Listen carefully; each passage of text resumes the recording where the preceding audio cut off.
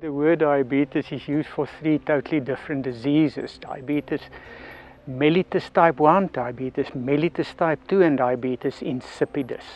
The only common denominator is that in all cases, if not treated well, people produce a huge volume of urine. But in today's world, we tend to refer to diabetes as diabetes mellitus, those with a high blood sugar. But once again, mellitus type 1 and 2 are two opposite diseases. In one case, the blood sugar is high because the blood sugar can't get into the cells. And in type 2, the blood sugar is high because there's simply too much of it. The cells doesn't want it. The cells are resisting the entry of blood sugar into them because they already have too much. The treatments of diabetes revolve around treating a laboratory. You bring down the blood sugar, the one that you can measure, and you can do so with diet, that is the right way to do it, exercise, that's the right way to do it, or with medicines that simply push more sugar from the blood into the cells that are already overfilled. And then we wonder, why is it getting worse and worse over time? Let us stick with diabetes mellitus type 2 because that is by far the majority of diabetes, the majority of conditions of high blood sugar. And of course it needs a totally different treatment from diabetes mellitus type 1, which as a rule is not reversible. Because of its mechanism, the body has lost the ability to make insulin, and we can't really get it to make insulin again unless we were able to transplant the pancreas, or like some research have been going on for decades, to put little pancreas island cells in microspheres and flood it into the liver through the portal vein or something like that. I hope it sounds complex enough. So, they say we use big words in medicine because if we don't really know what's going on, at least it sounds like we do. Now, many of these words are simply translations from Latin and Greek, but I'm drifting off the point again. Let's stick with diabetes mellitus type 2. Diabetes mellitus type 2 starts happening when the cells in the body start resisting the entry of sugar, blood sugar, glucose, dextrose, the main immediate energy source of the body, needs to get into the cells. And if the cells doesn't want it, the concentration in the blood increases. And then the poor pancreas blames itself. It thinks it's not making enough insulin to get it into the cells. So it makes more and more insulin, and then the sugar goes into the cells. And those are typically times when people don't yet know they are developing the condition. Very few places I notice really measures the insulin levels. That is one of the first things I set up in our local laboratories, to measure insulin levels. Let's see what the body thinks of the supply of blood sugar. And if the insulin levels goes up, it obviously indicates that the cells start to resist the entry of sugar. Then there's a lot of other mechanisms starting. The high blood sugar, once again, it doesn't always measure high because the body successfully counteracted the high sugar with the higher insulin levels. That overfeed the cells again. The cells get overweight, and as they get overweight, they want less and less sugar, and this becomes one vicious cycle. Eventually, the ability to bring down the blood sugar by making more insulin can burn out. The pancreas can't keep up anymore. Then we start using medicine that helps the pancreas, medicine that forces the sugar more into the cells. So it comes out of the blood, so the pancreas is happy that it's making enough insulin, even though it needs help from medication. If it eventually does burn out, then we start injecting insulin in these people, or there's another method of tricking the blood sugar meter. They made medicines that cause the kidneys to excrete blood sugar. ends up in the urine, feeds the germs there, but it leaves the body. And then once again, the laboratory is happy because the blood sugars measure normal. But all of these treatments eventually leads to a decompensation further and further until one's totally dependent on medication. Now, what should we do? Number one, we should try and catch diabetes early, before the diabetes catch the patient. And for that, we need to measure, we need to talk, we need to investigate, we need to examine, and preferably do that before the disease is fully developed. What I do in this specific setup, from a relatively early time, start measuring the insulin sensitivity index. We measure the blood sugar and we measure the insulin under various circumstances and see, are the cells listening to the insulin, or are the cells resisting the request of insulin to listen to it? And if it starts resisting that, of course it gets more and more and more, and then we use medicine and medicine, get it right, and eventually the whole system burns out and we have to increase the intensity of treatment. So what should we do? To maintain a good blood sugar control, we need diet and exercise throughout our lives. The correct diet, or an appropriate diet, and appropriate volume of exercise. Because the diet supplies and the exercise use. We mustn't get medicine to use the insulin or the blood sugar. We must get the muscles to use it. And of course the brain, for those of us who want to continue thinking, the brain uses a lot of sugar. Up to a quarter of all our energy goes into the brain. But yes, the brain, in most cases, continue using that energy, whether you use it or not. In nature, our ancestors could not eat before they did exercise. They had to either go find food or kill food. I have to dig or climb a tree or gather, or if they're successful, hunt. And that means there was always exercise before eating. You earned the food. You burned a lot of blood sugar in earning the food through physical exercise. What is the first treatment of this increased blood sugar? Is to get the body to use it. You exercise, preferably even before you supply the sugar. Do exercise. When you exercise, you kind of empty the cells, particularly the muscle cells, you empty them of their sugar content. So they want new sugar. If they're still full, they don't want it. And then it builds up in the blood. So you empty them first, you create a hunger in the cells. Always exercise before eating. And that's not just in the case of diabetes.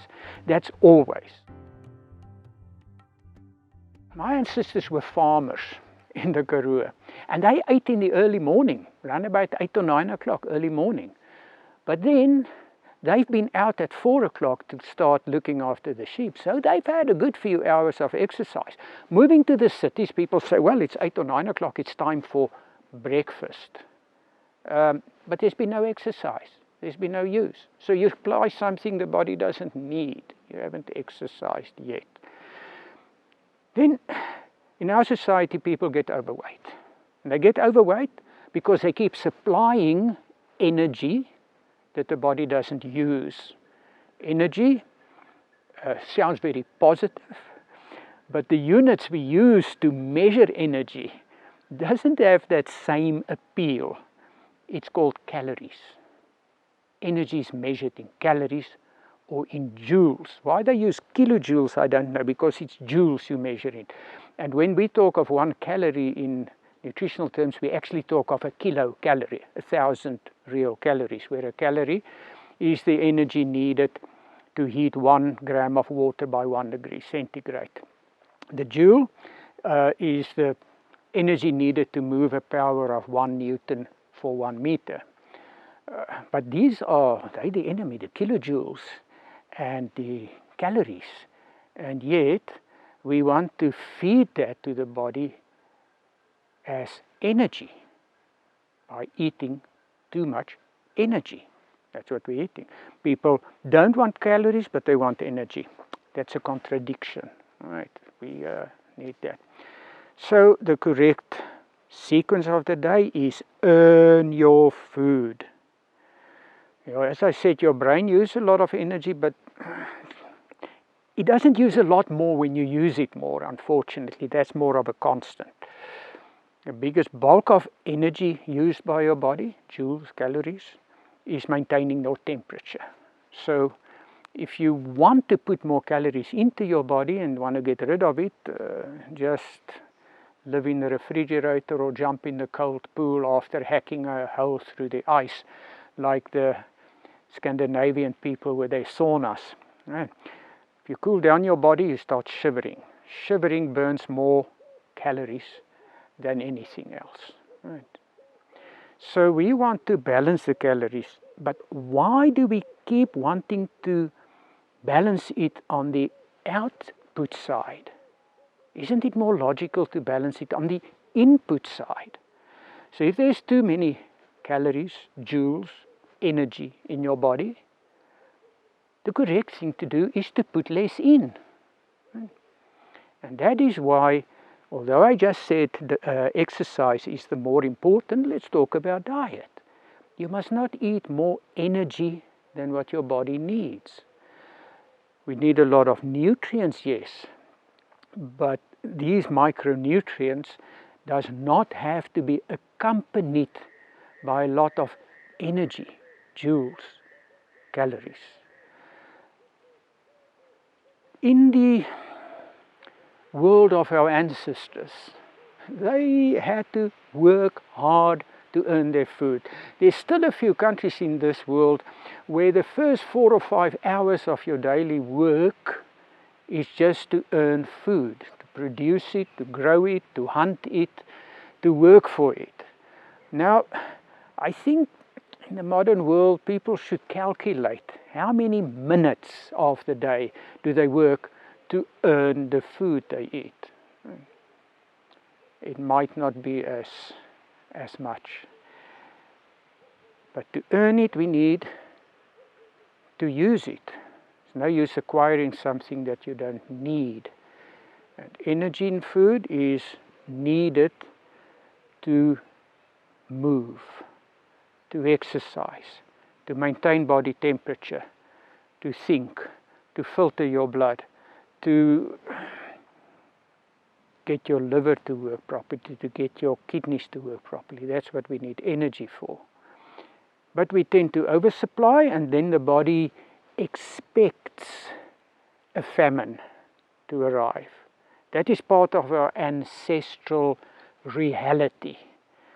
We had to store energy for when there is nothing, right? Like in the modern South Africa, they store lots of diesel to drive the turbines when Eskom can't produce enough power. We store energy. And the best way to store it is fat, because carbohydrate and its derivative protein contain half of the energy content of fat. So if your body wants to store something efficiently, it turns the carbohydrate and all the proteins into fat to store it. Those of our ancestors who could not store all the excess as fat in the bodies, well, they didn't become our ancestors because they couldn't survive the famine. We were highly selected over many generations to be ultimately efficient in processing energy and to store, not waste it. So anything more than what you need right now is converted to a storage form. That is like your savings account. The moment your current account has a positive balance, it's transferred to the savings account. That happens in your body. The moment the sugar is higher in your blood than what you need, and please, when I say the word sugar, I of course refer to dextrose or glucose, not sucrose, not cane sugar, blood sugar. The moment there's enough of that, or too much of it, the body stores it. It doesn't get rid of it like with these new medicines. it stores it, and it stores it as fat because then they need much less volume and weight to store the same amount of energy. That we inherited from our ancestors. Our ancestors needed to be ultimately efficient in doing that. So all additional energy was stored. We build up fat. Now the cells gets bigger and bigger because we store it. And as they get bigger, as I explained earlier, it starts refusing entry of more. The pantry is full. It doesn't want more there. So it starts resisting the entry of sugar, blood sugar, and then the blood sugar levels increase. We force it to take that, they get even bigger, and we end up in one vicious cycle until eventually the body's compensatory mechanism burn out, and then you're an excellent source of income for the pharmaceutical industry for the rest of your life. We had a patient here. I'm very, very proud of what she's achieved. She's a farmer. By the time she came here, she couldn't really walk. She had to have a chair every few meters. On her own farm, she could sit on the veranda and look at the farm. People would ask her what to do. So she came here, I said, okay, your body doesn't want all that blood sugar, so let's stop feeding it. Just stop eating. There's enough reserves. Why do you want to eat if you have enough reserves?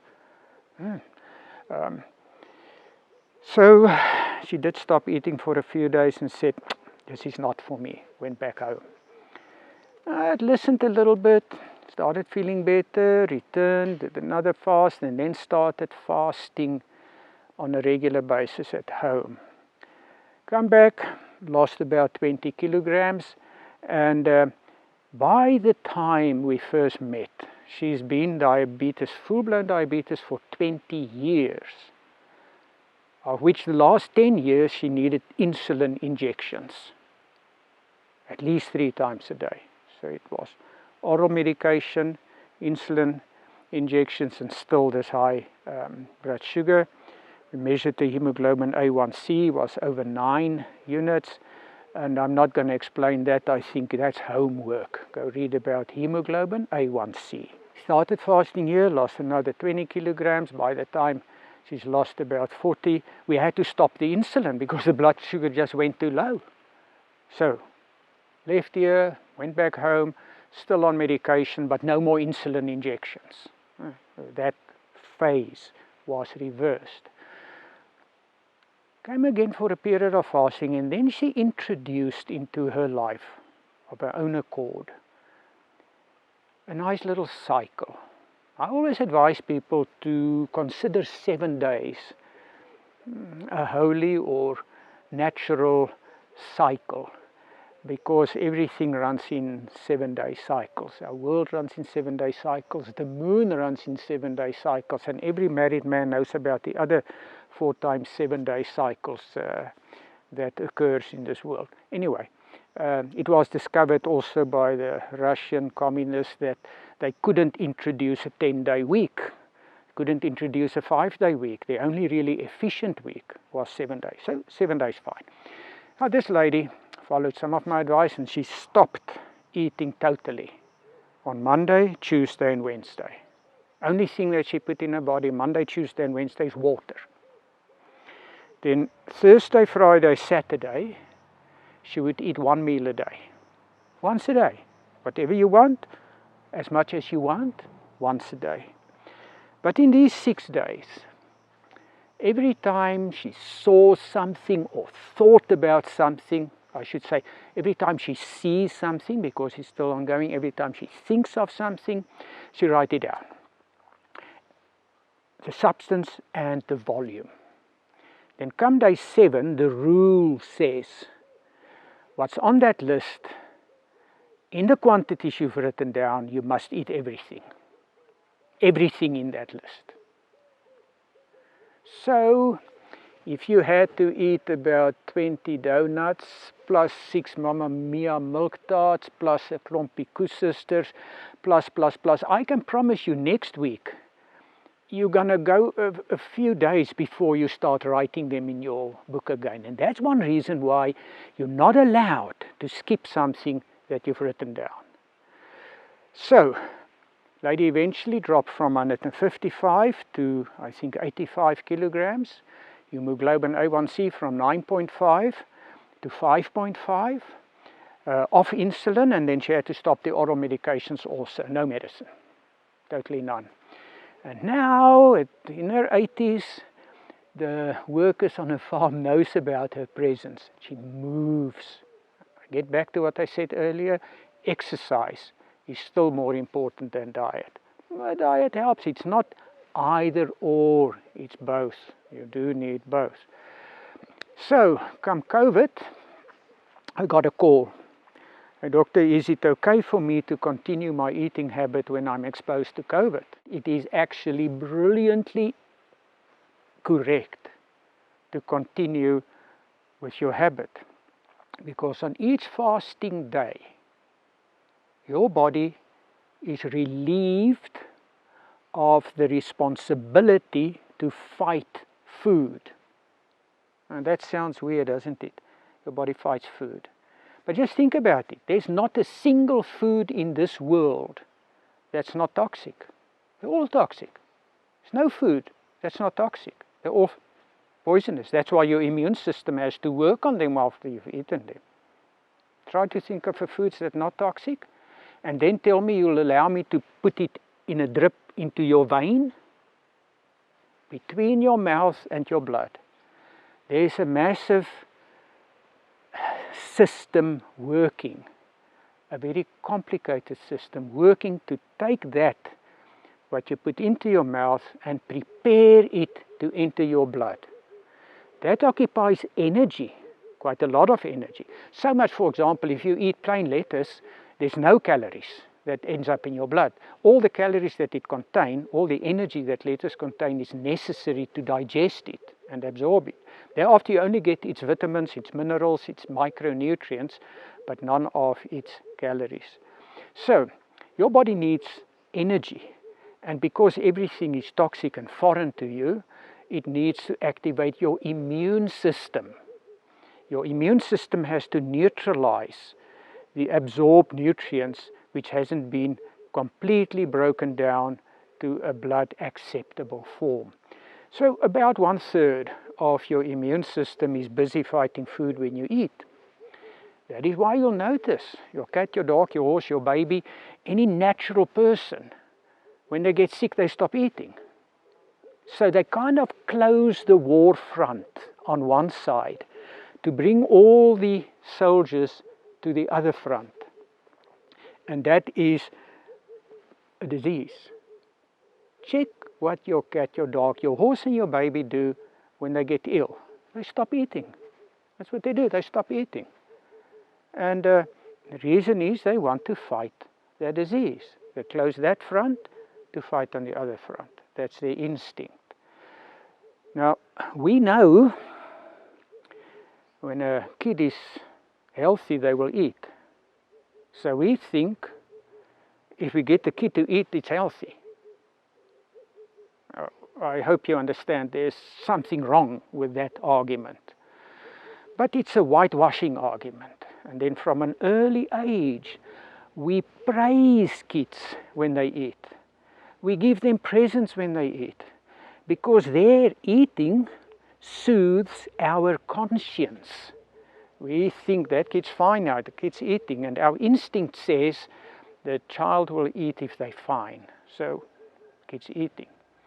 But what's now really happening is the disease often becomes chronic because the little kid's body was not able to close the battlefront on that side to concentrate on the other.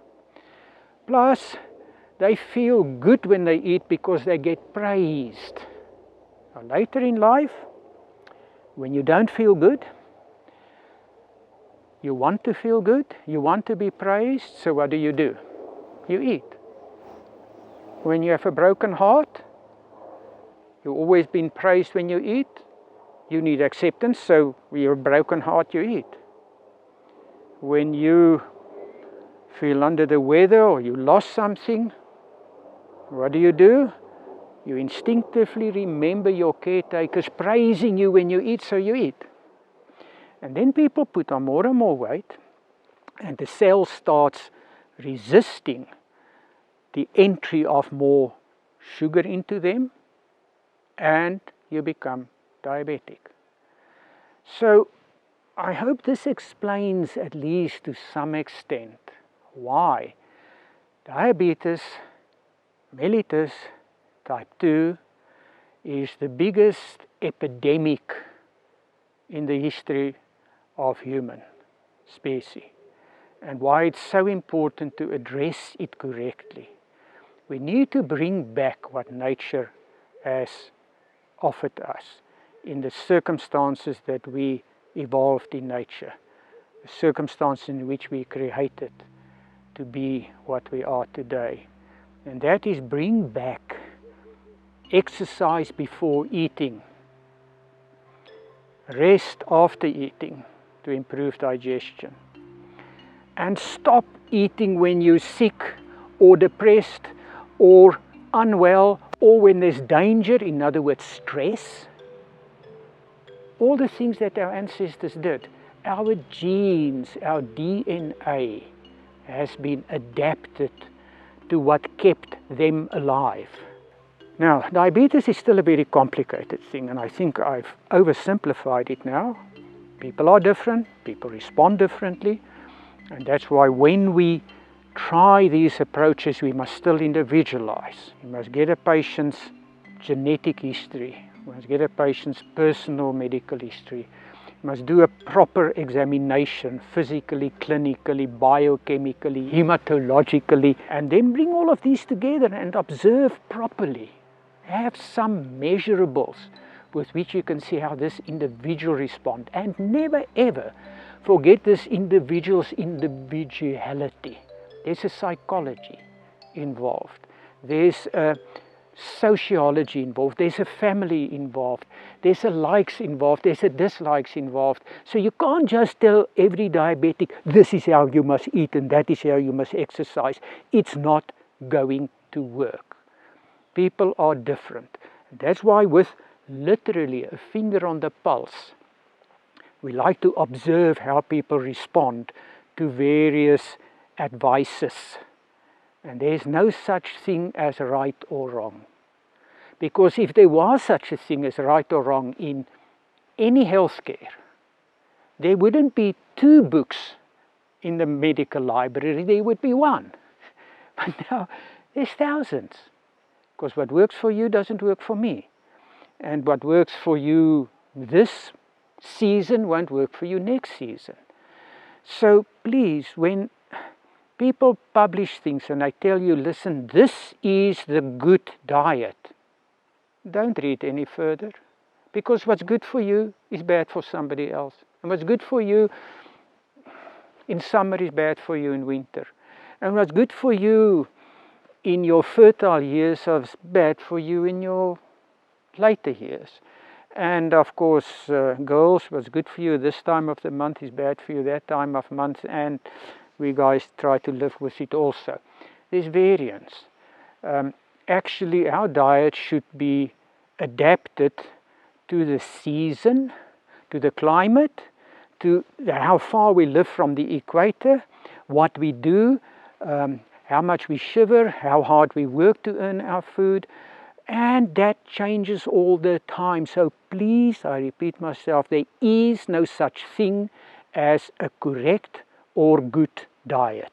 We know statistically the Mediterranean diet has proven itself over and over to be the best, and there's dietary approaches, but not all of those theoretically good diets is necessarily good for this individual at this point in time, because you do not eat only to nourish your body. You always also eat to nourish your friendships, and you eat to nourish your experiences, and you eat to experience different cultures. Imagine going sit on the Champs-Élysées and eat a McDonald's burger. I mean, what do you experience there? But also there you can eat a little frog's leg, I guess, which you're not going to do when you're angling in the Valdam somewhere, right? Things needs to be appropriate, and it's no use having a perfectly healthy body and being a social outcast. Okay, if you, the weird quack like me, everybody expects me to be different when eating, and that becomes acceptable. But if you're a normal being, really listen to what other people also do, and think of what's going to make life worthwhile for you. And that has to accommodate other people. Here we do intense fasting, because that is the balance from the world who wants to put something into you for everything that's wrong with you, instead of allowing things to come out. And in periods of fasting here, we allow your metabolism to reverse. A few years ago, towards the end of the previous century, I was invited to a conference in St. Petersburg, Russia, of the university there. It was a conference about fasting. I was the only non-Russian speaker invited because of some research and publications. At the end of the conference, and there was people from all over the world, the unanimous conclusion was, we are yet to discover a medical condition that does not improve when you fast. We don't say cured, we say improved. You often still need the others, but I've encountered hundreds of patients with chronic diseases here that was totally cured by fasting, including this diabetes, as I told you about. Diabetes can be cured, type 2. Type 1, we hope for some development there, but at this stage, accept it's incurable. Type 2, if you catch it early, you can cure it. If you catch it late, you have to work very hard to cure it. Let us start walking that path together. You're very welcome, and I like a challenge. Please bring your challenges.